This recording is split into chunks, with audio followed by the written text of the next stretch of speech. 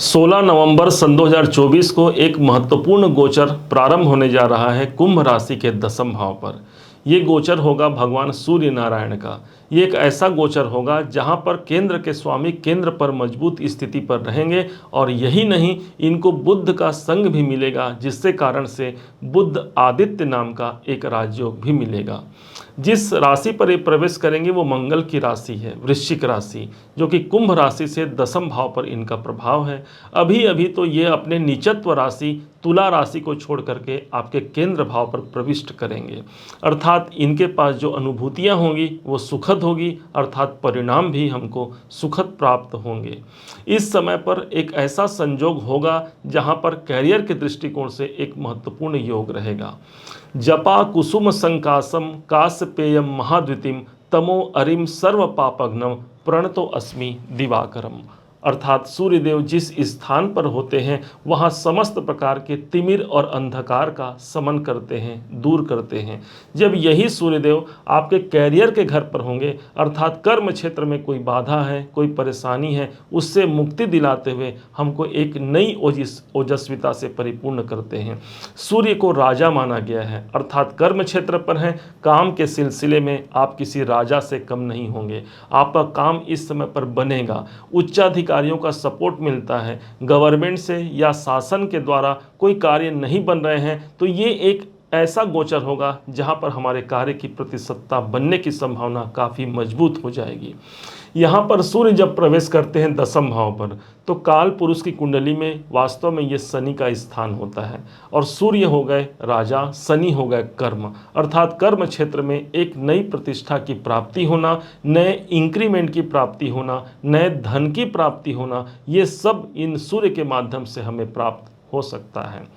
चूंकि यहाँ पर सूर्य और बुध का कॉम्बिनेशन बनेगा, एक बुधादित्य नाम का राजयोग भी बनता है।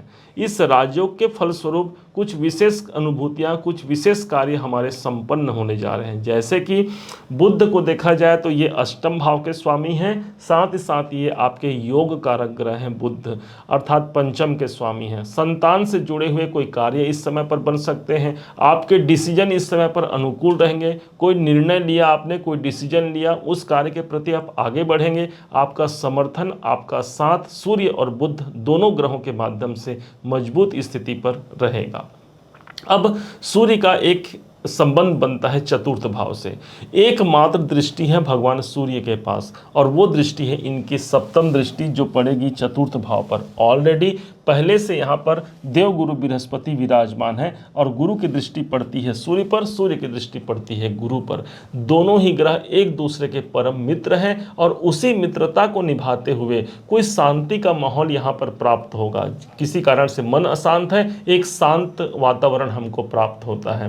प्रॉपर्टी से जुड़े हुए कोई कार्य बन सकते हैं, माता जी का सपोर्ट मिलेगा, कोई भूमि भवन वाहन इत्यादि खरीदने का या उससे संबंधित किसी कार्य की अनुरूपता का ये एक अच्छा संजोग रहेगा जहां पर सूर्य और गुरु का आपस में मिलन होगा। और ऊपर से यहाँ पर गुरु भी वक्री अवस्था पर चल रहे हैं, इसका शुभ प्रभाव तो हमें मिल ही रहा है। अब यहाँ एक चीज़ समझने की बात ये रहेगी कि ये आपके सप्तमाधिपति हैं। अब सप्तम के स्वामी अपने से चतुर्थ भाव पर हैं, अर्थात ये एक ऐसा समय है जहाँ पर केंद्र के स्वामी केंद्र भाव पर रहेंगे। हमें व्यापार में एक नई अनुरूपता, एक नई सजगता, एक नई बढ़ोतरी का अवसर, दाम्पत्य जीवन में आपके जीवन साथी या जीवन संगिनी का आपको सपोर्ट मिलता है। यदि आप पार्टनरशिप से संबंधित कोई काम करते हैं तो पार्टनर का सहयोग आपको मिलेगा। आपके क्लाइंट आपको काम दे करके जाते हैं, क्योंकि सप्तम भाव हमारे क्लाइंट का होता है, दसम भाव हमारे कर्म क्षेत्र का होता है। अर्थात इन दोनों का समायोजन जब मिलता है, इनका संचरण जब होता है सूर्य का, तो एक हमें नया एग्रीमेंट या नया क्लाइंट मिलने की संभावना को ये बढ़ा देगा, जो हमारे लाभ की प्रतिशतता को कई गुना बढ़ा देने वाला समय होगा। चूंकि इनके पास जो संबंध होगा वो गुरु के संग होगा, अर्थात भाग्य का सपोर्ट भी हमको मिल गया। इस हिसाब से आर्थिक प्रगति तो बनती है, साथ में मुख्य रूप से कोई विशेष कार्य बनने का यहाँ पर युक्ति सामने जरूर आएगा। कैसे इस सूर्य के इस गोचर को एक महत्वपूर्ण गोचर के रूप में हम परिणित करा सकते हैं, इसको समझिएगा। शास्त्र कहता है कि जहाँ पर सूर्य होते हैं वो स्थान सदैव पवित्र रहेगा, वो स्थान सदैव प्रकाश प्रकाशमय रहेगा, अर्थात 1 महीने तक आपके ये प्रकाश की जो संभावना है वो कैरियर कर्म क्षेत्र पर सबसे अधिक बनने जा रही है। कोई नया डिसीजन, कोई नई अनुभूतियां आप प्राप्त कर सकते हैं। सुबह यदि आप प्रातः काल उठते हैं तो समझिए कि सूर्य की एनर्जी को आपने ऑलरेडी स्वीकार कर चुका है। ज़्यादातर जो सक्सेसफुल लोग होंगे आप सबको देखेंगे, उनका एक संबंध होगा प्रातः काल से। वो जल्दी उठते हैं और यही एक होगा एक राजा का सम्मान करना, क्योंकि सूर्य को राजा कहा जाता है। सुबह जल्दी उठना, प्रणाम करना इस सूर्य की कृपा को कई गुना बढ़ा देने वाला होगा। अब यदि आप स्नान इत्यादि क्रिया से निवृत्त होकर के एक तांबे के चरु में, लोटे में जल भर के भगवान सूर्य को आप अर्घ देते हैं, जल अर्पण करते हैं, इससे साक्षात सूर्य की कृपा मिलती है। आपके घर में जो पिताजी हैं वो साक्षात भगवान सूर्य नारायण हैं। पिताजी जीवित नहीं हैं तो जितने भी पिता तुल्य जो व्यक्ति हैं उनका आदर सम्मान करना, उनके संग अपने रिलेशन अच्छा रखना आपके सूर्य को मजबूत बनाता है। और ये जब मजबूत हो जाते हैं तो हमारे जीवन में बहुत से ऐसे कार्य हैं जो ये संपन्न करा जाते हैं, क्योंकि ये आपके केंद्र के मालिक हैं। आपके केंद्र के मालिक का शुभ संयोग में होना अनुकूल है।